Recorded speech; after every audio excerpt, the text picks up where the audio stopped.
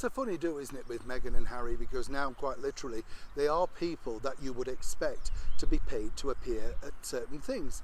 This is what celebrities do. Meghan herself said a few years back now that she couldn't believe on the tour of South Africa that she wasn't being paid to meet all these millions of people or thousands of people.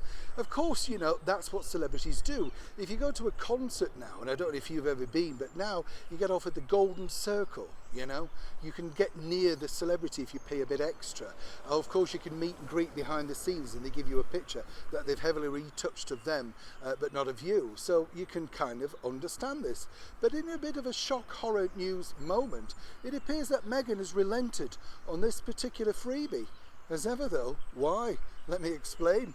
Morning. How are you? Nice to see you today. By the way, I wanted to just share this with you. This is how daft things have become. And I'm sure you'll agree in the world today, because apparently over here in the beautiful United Kingdom, the countryside is racist. Yes, apparently it's just racist against coloured people, Asian, Chinese, Japanese. What absolute nonsense. Now this has come from apparently the Countryside Link or some nonsense like that. They did a study, and apparently the reason why certain people don't go is they feel it's not welcoming. Now, I don't know about you, but the last time I saw a tree, I thought it was particularly welcoming. Or a riverside path, or indeed just sitting on a bench in a wonderful park. You know, what I've often said here on this show, and I'm sure you'll all agree with this with me, it's all about just grabbing free headlines, isn't it? Getting, of course, people to talk about your particular brand. And if you say anything that's colonialism or anything like that, suddenly, well, you get a bit of attention. Just nonsense. If you see it, ignore it, not worth your time. Back as ever though to your royal story of the day. Now, what I find fascinating about this is normally, if you want Meghan Markle, as we told you before, she's on a writer's sort of website, speech place where you can book her, and she will come along and, invigorate you, inspire you, entrepreneurs, all that sort of stuff. I know, but you can hardly wait, can you? But the bottom line for that is it's going to cost you a lot of money if you want Meghan to speak at your event. Now, I don't know also, when you think about Meghan's speeches, they've never really been particularly inspiring. I never know what they're about, and in more particular, I couldn't care less. Now, you see, when you look at this particular new move, it's interesting to note that she's relinquished the opportunity to earn some cash. This is all thanks to the designer footwear brand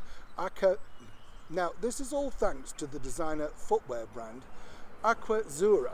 I think that's how you pronounce it. And everybody who's anybody, well, you've worn them, I can see.